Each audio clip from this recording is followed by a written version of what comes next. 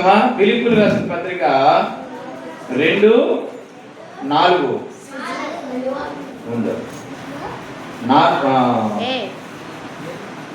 మీలో ప్రతి వాడును తన సొంత కార్యములను మాత్రమే, చెప్పండి, సొంత కార్యములను మాత్రమే కాక ఇతరుల కార్యములను కూడా చూడవలెను. ఏమంటున్నాడు? మీలో ప్రతివాడు, చెప్పండి వాక్యం, మీలో ప్రతివాడు తన సొంత కార్యములను మాత్రమే కాక ఇతరుల కార్యములను కూడా చూడవలెను. అది వాక్యం. చూసారా?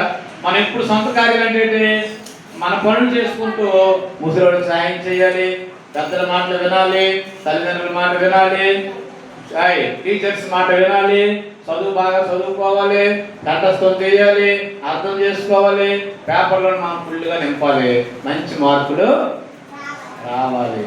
అవేమి రాకపోతే మీరు రోజు స్కూల్కి వెళ్ళినా వేస్ట్, ప్రాంతంకి వచ్చినా వేస్ట్. ఎక్కడికి వెళ్ళినా నేర్చుకుని మన జీవితంలో అవలంబించుకోవాలి. అయితే పురుగువాడు అంటే ఏం చెప్పాను?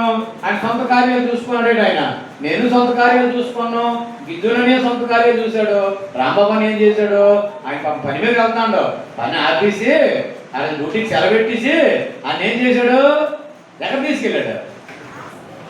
ఎక్కడ తీసుకెళ్ళాడా? హాస్పిటల్ తీసుకెళ్ళాడు. ఎంత మంచివాడు రాంబాబు అని చూడండి. నిజంగా అలా తీసుకెళ్ళాలి కదా రాంబాబు.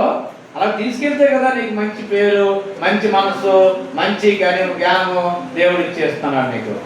అటువంటి జ్ఞానంతో నింపబడాలి. అందుకే ఇక్కడ మీలో ప్రతి వాడును, చెప్పండి, మీలో ప్రతి వాడును తన సొంత కార్యములను మాత్రమే కాక ఇతరుల కార్యములను కూడా చూడవలెను. సమయాలు పడతాను అనుకోండి, ఎలా పడుతుంది? ఇప్పుడు ఈ మాట క్లోజ్ చేసేదాన్ని పూర్తిగా.